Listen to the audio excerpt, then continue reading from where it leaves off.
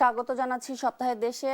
আপনাদের সাথে আছি আমি সুরভি তরণী। আজকে আমরা সপ্তাহের দেশে আলোচনা করব সরকার, রাজনীতি, উন্নয়ন ও সুরক্ষা এই বিষয়টি নিয়ে। এবং আলোচনার জন্য আজকে আমাদের সাথে স্টুডিওতে উপস্থিত আছেন, আমার ডান পাশে রয়েছেন আবু আলম শহীদ খান, সাবেক সচিব ও রাজনীতি বিশ্লেষক, এবং তার পাশে রয়েছেন এম এ আজিজ, সিনিয়র সাংবাদিক ও কলামিস্ট। আপনাদের দুজনকে আজকে আমাদের সপ্তাহের দেশের আয়োজনে স্বাগত জানাচ্ছি।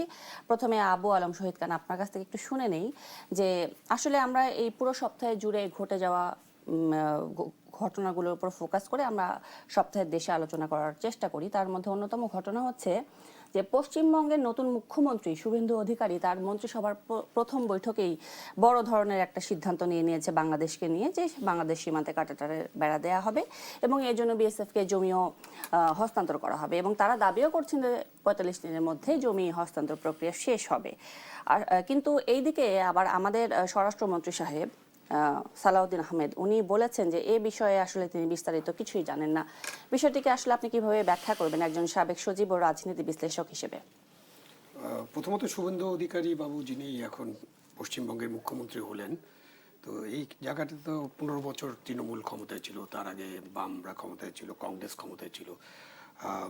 বিজেপি এখন দাবি করে যে বিজেপির পিতার বাড়ি পশ্চিমবঙ্গ, তো শ্যামাপ্রসাদ বাবু, তার ছেলে আবার বাম সংগঠন করতেন এবং বামদের নেতা ছিলেন। তো এই কারণে মোদি সাহেব এবং তার যে পুরো বিজেপি পশ্চিমবঙ্গ দখল করার জন্য বা পশ্চিমবঙ্গে নির্বাচনে জেতার জন্য, ডিপ্লোম্যাটিক্যালি যদি বলি যে নির্বাচনে জেতার জন্য সরকার গঠন করার জন্য অনেক দিন ধরে চেষ্টা করছে। গত ২ টার্ম খুবই চেষ্টা করেছিল, পারেনি, বাট এই টার্মে তারা সফল। এবং তাদের যে কার্ড, সেই কার্ডের মধ্যে হিন্দুত্ববাদ হলো সবচেয়ে বড় কার্ড, ওইটা ইস্যু হিন্দুত্ববাদ। হিন্দুত্ববাদের পাশাপাশি তারা সেখানকার যে মুসলিম জনগোষ্ঠী আছে, প্রায় 30% ভোটার, যারা অতীতে কংগ্রেসকে সাপোর্ট করেছিল, বামদের সাপোর্ট করে, এবং তারা এই সময়কালে তৃণমূলকে খুব সাপোর্ট করতো, সুতরাং তাদেরকে তারা টার্গেট করেছিল এবং একটা স্পেশাল ইনিশিয়েটিভ নিয়ে ৯০ লাখ ভোটারকে তারা ভোটার তালিকা থেকে বাদ দিয়েছে। সেটা নিয়ে অনেক কথাবার্তা হচ্ছে। এর মধ্যে কিছু সংখ্যক ভোটার নিশ্চয়ই মৃত্যুবরণ করেছেন। ভোটার তালিকা তো ১ বছর, ২ বছর, ৫ বছর পরে পরে ঠিক করতে হবে, এটা ঠিক আছে, বাট এর মধ্যে ৬৫ লক্ষ মুসলমান আছে যাদের তারা ভোটার তালিকা থেকে বাদ দিয়েছেন।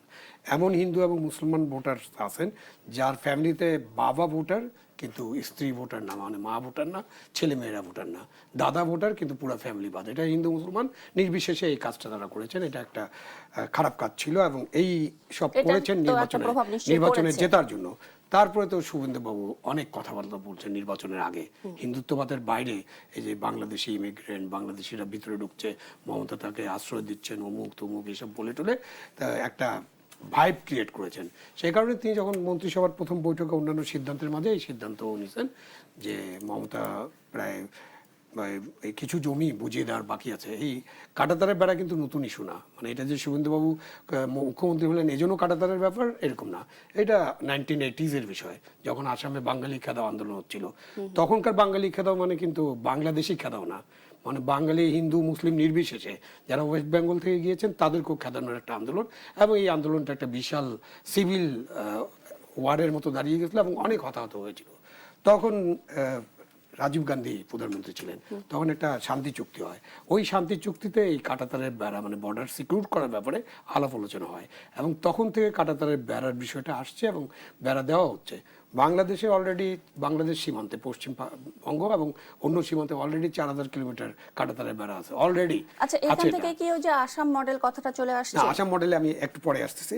তো এই বেড়াটা আছেই, তো মানে কিছু 80% 75% বেড়া অলরেডি আছে কাঁটাতারের বেড়া, এবং আর বাকি অংশ আছে যেটা মমতা বন্দ্যোপাধ্যায় ভেরি রাইটলি শুভেন্দু যেটা বলতেছেন, মমতা বন্দ্যোপাধ্যায় এই জমিটা দেয় নাই। কাঁটাতারের বেড়া এবং বিএসএফ কিন্তু কেন্দ্রীয় বিষয়, এটা রাজ্য সরকারের কিছু করার নেই। যে আমাদের যে সীমান্তে যে বাহিনী আছে এটা কেন্দ্রীয় সরকার নিয়ন্ত্রণ করে, শুধু রাজ্য সরকার তাদের জমি বুঝিয়ে দিবে। সেই জমিটা মমতা এতদিন বুঝিয়ে দেন নেই কোনো কারণে, সেই কারণ তো আমরা জানি না, মমতা ভালো বলতে পারবেন, বাট শুভেন্দু এখন এটা করতে চান। তো করতে চাইলে উনি করতে পারেন, সুতরাং কাঁটাতারের বেড়া আমাদের জন্য কোনো সমস্যা না। মানে আমি একজন বাংলাদেশি নাগরিক হিসেবে মনে করি ওনারা কাঁটাতারের বেড়া দিবেন না, কি করবেন, ওনাদেরকে দিতে দেন, ওনাদের জায়গায় যদি দেন। এখন আমাদের স্বরাষ্ট্রমন্ত্রী বলেছেন উনি জানেন না। বিষয়টা নিয়ে আমরা আলোচনা করছি, কারণ এটা ওই যে আপনি মন্ত্রিসভার বৈঠক হয়েছে, মুখ্যমন্ত্রী বলেছেন, এটা পত্রপত্রিকা আসছে, এই জন্য এটা আলোচনা আসছে। বাট বিষয়টা নিয়ে এখন ভারতের পক্ষ থেকে আমাদেরকে অফিসিয়ালি কিছু বলা হয়নি। সো সালাউদ্দিন সাহেব ডিপ্লোম্যাটিক্যালি কারেক্ট যে উনি এখন জানেন না, মানে অফিসিয়ালি জানেন না। উনি এটা বলতে পারেন যে আমি আনুষ্ঠানিকভাবে জানি না, তখন কিন্তু আপনি এই প্রশ্নটা করতেন না।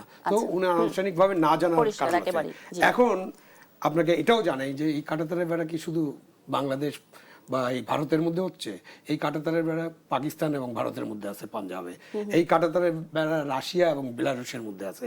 এই কাঁটাতারের বেড়া পোল্যান্ড এবং রাশিয়ার মধ্যে আছে, পোল্যান্ড এবং ফিনল্যান্ডের মধ্যে আছে, এবং ইটালির সাথে কাঁটাতারের বেড়া আছে। এমনকি আমাদের ট্রাম্প সাহেব কাঁটাতারের বেড়া এবং ওয়াল তুলে দিচ্ছেন মেক্সিকোর সাথে। সো বর্ডারের নানান কারণে কাঁটাতারের বেড়া, ওয়াল তোলা এইসব একটা ইস্যু। এই ইস্যুগুলোকে কিন্তু আপনি পুরো এই ডিপ্লোম্যাটিক্যালি কাঁটাতারের দেখতে বেড়া হবে। নিয়ে আসলে একটা এপিসোড হ্যাঁ, করা এটা যাবে। episode ধন্যবাদ, করা আপনার যায়। বক্তব্য একেবারে পরিষ্কার। আবু আলম শহীদ খান, এই পর্যায়ে এম এ আজিজ, আপনার কাছে জানতে চাই, এই যে বলা হচ্ছে যে সীমাতে কাঁটাতারের বেড়া, তারপর হচ্ছে মিড নাইট পুশব্যাকের কথা আবার আলোচনায় আসছে। আবার এটাও আলোচনায় আসছে যে তারা নাকি হচ্ছে 3D স্ট্র্যাটেজি ফলো করবে। আবার আসাম মডেলের কথাও চলে আসছে আলোচনায়। আসলে মানে কি দেখতে পাচ্ছেন আপনি সামনে ভবিষ্যৎ? দেখেন, ধন্যবাদ আপনাকে, শহীদ ভাইকে এবং দর্শক শ্রোতা। দেখেন, 1950 সালে ব্রিটিশ আমলে বাংলাভাষী মুসলমানদের খেদাও, রাতে দিনে যখন পারো পুশ করো, এই করছে তো আসাম থেকে। ওই মডেলের কথা বলা হয়েছে যে যেভাবে হোক পুশব্যাক করে বাংলাভাষী মুসলমান হলেই তাকে পুশব্যাক করো বাংলাদেশি। সে আমার বক্তব্য হলো যে এখন যে শুভেন্দু অধিকারী, তার মার বাড়ি হলো বরিশাল, তাহলে তার মাকে একে পুশব্যাক করুক, সে তার ছেলে তাকে পুশব্যাক করুক, আমরা আশ্রয় দেবো, সমস্যা নাই।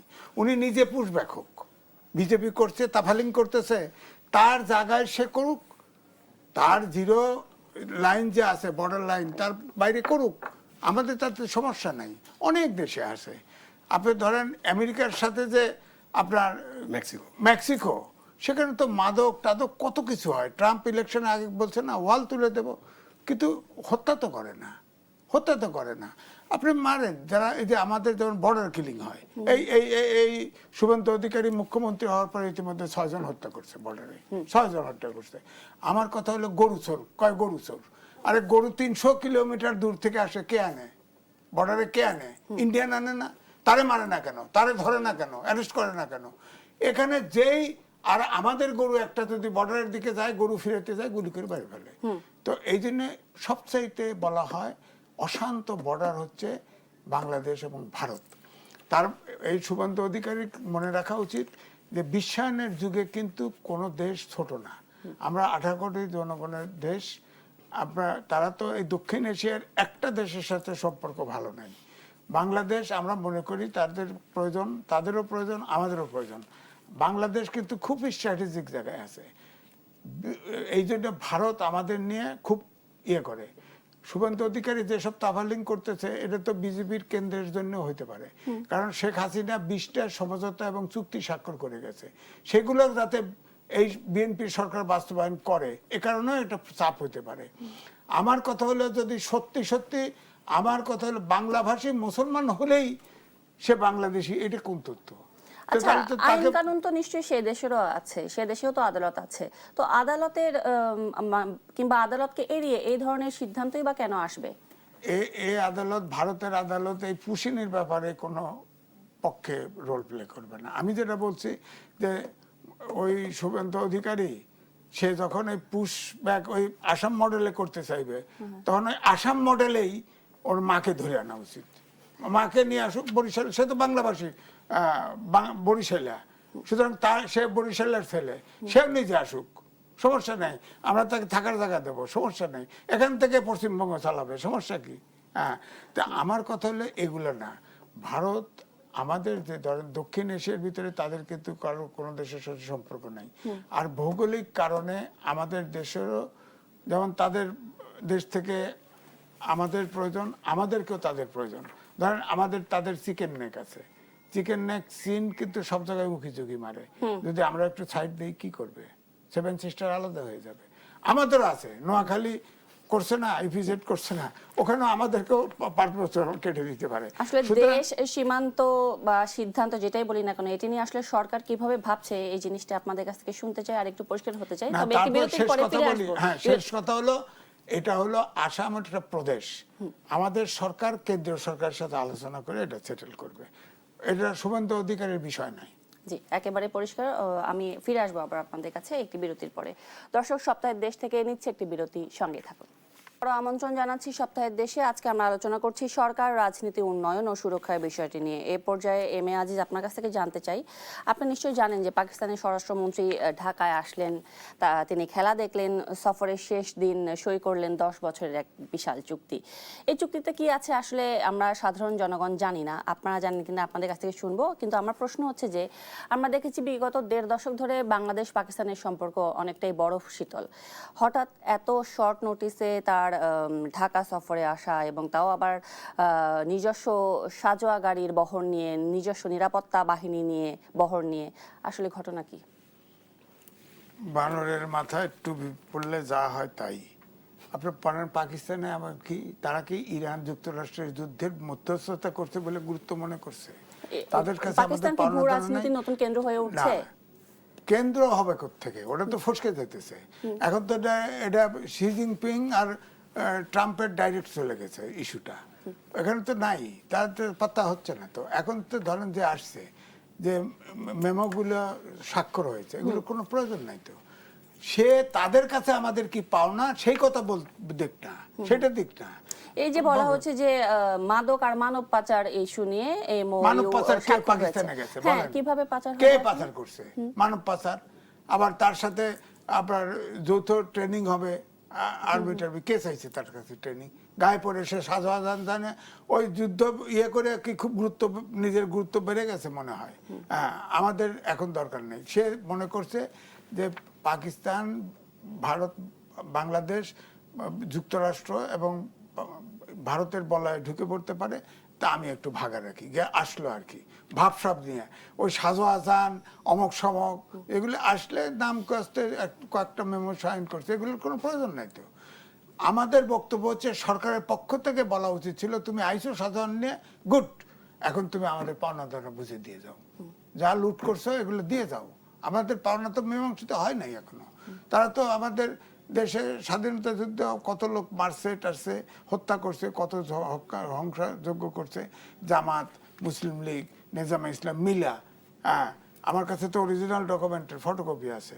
অক্সিলারি ফোর্স এই পাকিস্তানি হানাদেরকে সাহায্য করছে না? করছে তো। এগুলো এই হত্যা করছে, লুট করছে, বৈষম্য বিরুদ্ধে। আমাদের দেশের এটা সত্য যে কাগজ তৈরি হয় আমরা, আর পাকিস্তানে যা প্যাকেজিং হয়। তো সুতরাং এগুলোর বৈষম্যের বিরুদ্ধে কত লুট করছে এটা হিসাব করুক, হিসাব দিক। আমরা তাদের কাছে পাওনা, তারা আমাদের কাছে দেনাদার।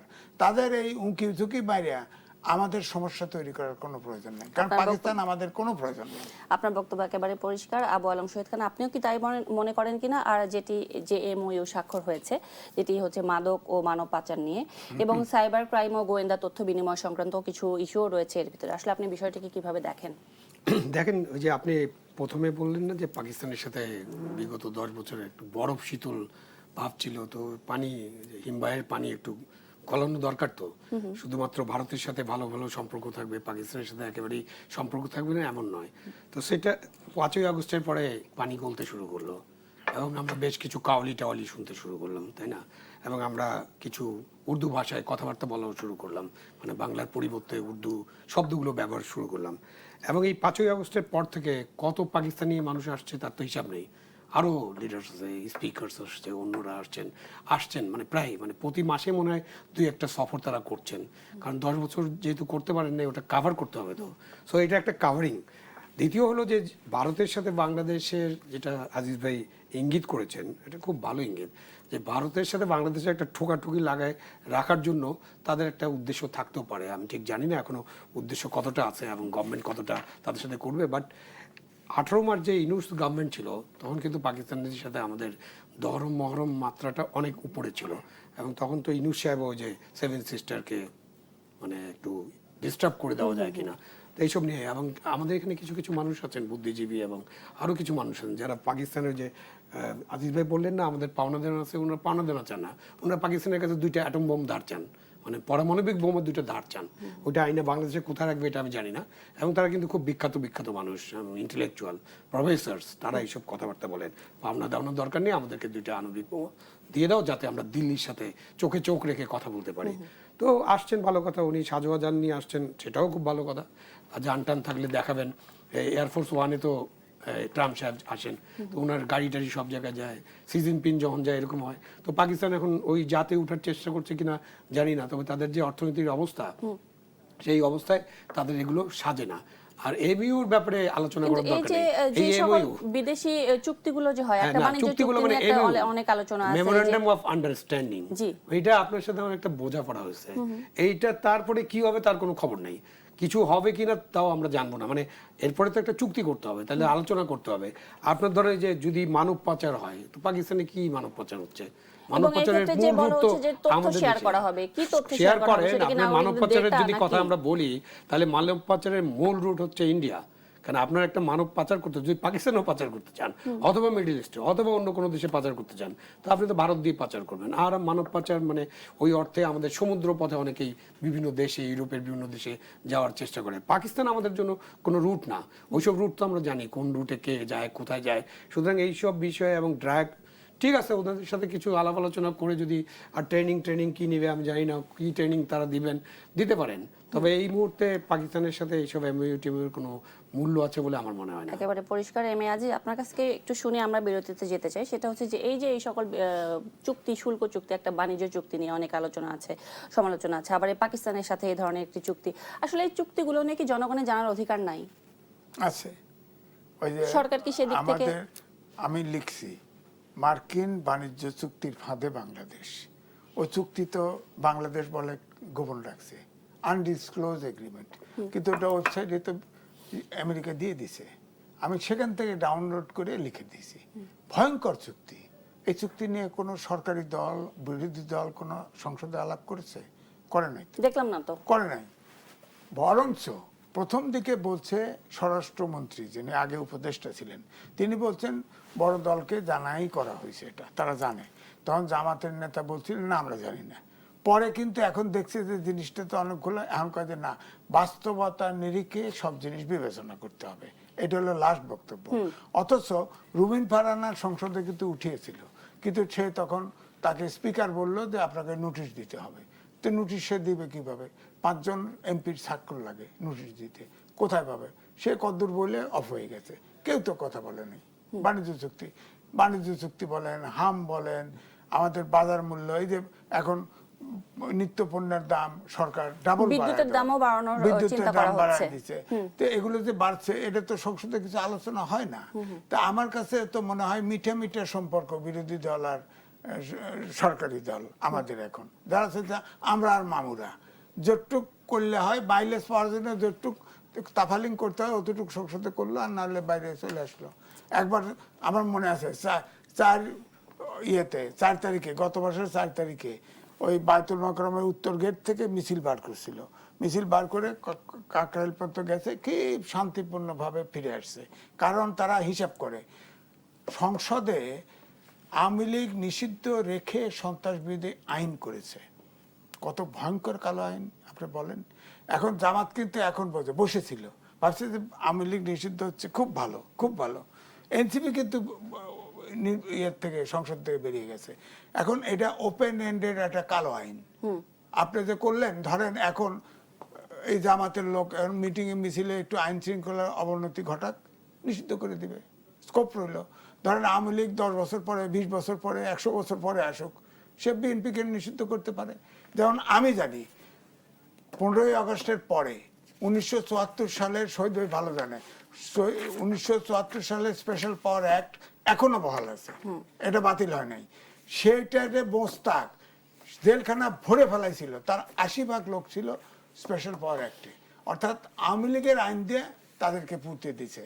তো এই জন্য আইন, একই ধরনের আইন, এটা তো ভয়ঙ্কর আইন, এটা ডিপলিটিসাইজ করার জন্য, বিরাজনীতি করার জন্য আইন, এটা তো আরো ভয়ঙ্কর আইন। এই আইন পাশ করছে, এখন তো জামাত আন্দোলন করবে কিভাবে? কিন্তু মাঝে মধ্যে ওয়াকআউট করে, মাঝে মধ্যে একটু কথা বলে, এটা হলো তারা মাইলেজ পাওয়ার জন্য। যেমন ধরেন ভারতে যে মমতা ব্যানার্জি ফেল করলো, 15 বছর ক্ষমতায় থেকে তার পার্টির ভিতরেও অনেক রকম দুর্নীতি মাস্তানি টাস্তানি ছিল বটে, কিন্তু ভারতের যে মুসলমানরা তারা ভাবছে যে জামাত হচ্ছে এন্টি ইন্ডিয়ান, সুতরাং আমাদের এক টুকরা মাংস দেখলেই মেরে ফেলে যখন, তো জামাতকে ভোট দাও। হ্যাঁ, এই কারণে আমার মনে হয় মুসলমান 33% মুসলমান, আরো খ্রিস্টান বৌদ্ধ অমুক সমক আছে না, দলিত আছে না, তাদের মিলে তো তারা ভোট সব দিলে তো যে কোনো পার্টিকে জিতাইতে পারে, যাকে ভোট দিবে তাই দেয় নাই তো, মুসলমানরা সব ভোট দেয় নাই তো, আর 80 লাখ ভোটার তো বাতিলই করে দিছে মুসলমানদের ভোট। অর্থাৎ এই যে আপনি বললেন না একটু আগে সুপ্রিম কোর্টের ইলেকশন, প্রেস ক্লাবে ইলেকশন হতে যাচ্ছে, এইগুলো ইলেকশন না, এগুলো জেতার জন্য ইলেকশন। আমরা আবার আসবো, একটু বিরতির পরে আসবো, তখন একটু বিদ্যুৎ এবং হামের ইস্যুটি নিয়ে আলোচনা করতে চাই। দর্শক, সপ্তাহের দেশ থেকে নিচ্ছে আরেকটি বিরতির সাথেই থাকবেন। আমন্ত্রণ জানাচ্ছি সপ্তাহের দেশে। আজকে আমরা সপ্তাহের দেশে আলোচনা করছি সরকার, রাজনীতি, উন্নয়ন ও সুরক্ষা এই বিষয়টি নিয়ে, এবং এ পর্যায়ে আবু আলম শহীদ খান, আপনার কাছ থেকে জানতে চাই যে হাম নিয়ে যে এখন পর্যন্ত 400+ শিশুর মৃত্যু হয়েছে, আসলে এই বিষয়টা নিয়ে স্বাস্থ্য অধিদপ্তর কিংবা সরকারের বিভিন্ন উইং থেকে আসলে পরিষ্কার করে কোনো কিছু তদন্ত করা হচ্ছে কি, সুষ্ঠু তদন্ত করা হচ্ছে কিনা? এভাবে আমরা আর কত শিশু মৃত্যু দেখব? না, আমরা তো এই মৃত্যু দেখতে হবে, কারণ এটা তো অবহেলাজনিত কারণে মৃত্যু, এবং এটা একটা অপরাধজনিত কারণও বলতে পারেন। কারণ আমাদের যে টিকা কেনা এবং টিকা দেওয়ার যে সিস্টেম ছিল, পুরো সিস্টেমটাকে ইউনুস গভর্নমেন্ট একেবারে নড়বড়ে করে দিয়েছে। এবং আপনি যখন বিভিন্ন রিপোর্টে দেখতেছেন যে যাদের মাধ্যমে আমরা টিকা কিনতাম ইউনিসেফের মাধ্যমে, তাদের প্রতিনিধিরা পর্যন্ত মানে ভিক্ষা চাওয়ার মতো, যে খোদার ওয়াস্তে বা ফর গড সেক আপনারা এটা এখন করেন না, এটা করলে বিপদে পড়বেন। কিন্তু ইউনুস সাহেব এবং তার প্রিয় যে উপদেষ্টা ছিলেন স্বাস্থ্য বিষয়ক নূরজাহান বেগম, তো নূরজাহান বেগম তারা এটাতে কান দেন নাই। শুধু তাদের দোষ না, তাদের সাথে যে যারা তখন এই সব দায়িত্বে ছিলেন, যে গণকর্মচারীরা, তাদেরকেও দোষের আওতায় আনতে হবে, এবং এটার একটা তদন্ত হওয়া উচিত। তদন্ত করে এটার একটা সমাধান করতে হবে, নাহলে তো এই সব অবহেলাজনিত কারণে মানুষের মৃত্যু হবে এবং আমরা চুপচাপ দেখে যাব। এবং ইউনুস সাহেবের এটা কি ব্যবসা বাণিজ্য করার জন্য না, কি কারণে উনি করছেন, এটা ইউনুস সাহেবকে ব্যাখ্যা দিতে হবে। উনি তো কোনো ব্যাখ্যা দিবেন না, কথা বলবেন না।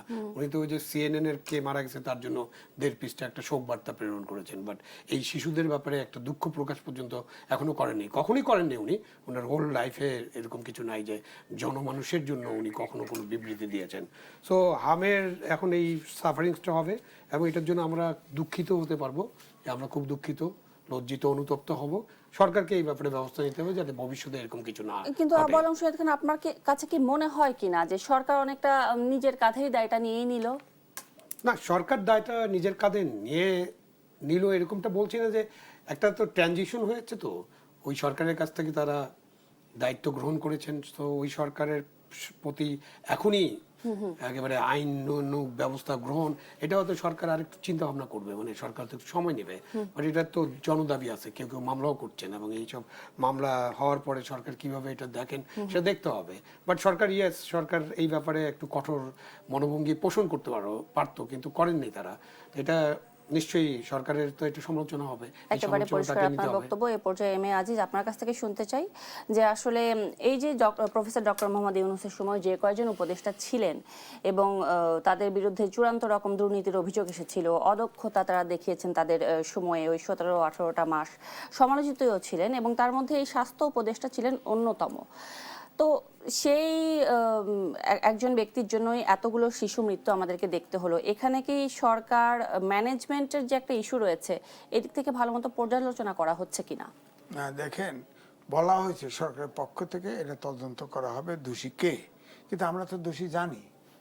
ইউনিসেফ থেকে নরমালি আমরা হামের টিকা পাই, এবং 95% শিশুকে 5 বছরের নিচে যারা হামের টিকা দিলে হার্ড ইমিউনিটি হয়। আমাদের অর্ধেক বাচ্চাও টিকা পায় না, এবং ইউনিসেফ বারবার তাগিদ দিয়েছে যে হাম এরকম রোগ মহামারী আকার ধারণ করবে, কিন্তু তারা ওই টিকাটা নেয় নেই। কারণ ইউনূস সাহেব প্রত্যেকটা মন্ত্রণালয়ে ছাত্রদের বসায় দিয়েছিল, এখানেও ছিল 3 জন তারা, এবং গণ কর্মচারীও ছিল। তারা পরামর্শ দিচ্ছে যে 2 ফাইজ পাওয়া যাবে, টেন্ডার দিয়ে আমরা হাম টিকা সংগ্রহ করব। টেন্ডার দিছে, টেন্ডার তো কেউ তো টিকা বানায় বসে রয় নাই, কোনো কোটেশন আসে নাই, বাস গ্যাপ হয়ে গেছে। অর্থাৎ অজ্ঞতা এবং দুর্নীতি করার আশায়, এখন দুর্নীতিও করতে পারে নাই, দুর্নীতির আশায় এই যে শিশুদেরকে হত্যা করলো, আইসিইউ নাই। অনেক সময় কি আইসিইউ ধরেন শিশুদেরকে হামে যখন নিউমোনিয়া হয়ে যায়, আইসিইউতে দিলে তো এই শিশুদের যে ইমিউন পাওয়ার, এটা তো আইসিইউ থেকে ফিরতে আসা খুব কঠিন। তো এই জন্য কোলে করে করে বাচ্চা, মৃত বাচ্চা নিয়ে বাবা মা বেরোচ্ছে না। সুতরাং আমি এটাকে বলি প্রাতিষ্ঠানিক কিলিং। সুতরাং এই নূরজাহান বেগমের বিচার হওয়া উচিত, কারণ সে নীরবভাবে, কেউ চেনেও না। এতে ধরেন এই যে মাইলস্টোনে আগুনে পুড়ে মারা গেল না, তখন কিন্তু নিজে সামন্তলাল সাহেব ওর বিশেষজ্ঞ, তিনি ফেরত আসতে চাইছে। আরে ভাই, সে একটা হসপিটাল তার নেতৃত্বে হয়েছিল, তাতে সমস্যা কি? সে আসতে চাইলে কি ফ্যাসিবাদের দোষর আসতে পারবে না? আর কারোর চিকিৎসাই দেওয়া গেল না, সব পুরো অঙ্গার হয়ে মরে গেছে সব। মানে ইউনূস সাহেবের যে মানে প্রতিহিংসা পরায়ণতা, এবং সেই কারণে যে তার আগের সরকার, যাতে ফ্যাসিস্ট আওয়ামী লীগ সরকার বলা হচ্ছে, সেই সরকারের সময় যা কিছু হয়েছে সব কিছু বাতিল করে দিতে হবে, এবং বাতিল করার যে প্রবণতা, এখান থেকে এই নূরজাহান বেগম এই বড় মহামারী সৃষ্টি করে দিল। বিচার তো হতে হবে, বিচার হওয়া উচিত তাদের। নিশ্চয়ই আমরা প্রত্যাশা করব সরকার বিচার করবে। আমাদের সময় একেবারেই শেষ। অসংখ্য ধন্যবাদ এম এ আজিজ এবং আবু আলম শহীদ খান, আপনাদের দুজনকে আজকে আমাদের সপ্তাহের দেশে সময় দেওয়ার জন্য। দর্শক দেখছিলেন সপ্তাহের দেশ, ধন্যবাদ সবাইকে সাথে থাকার জন্য।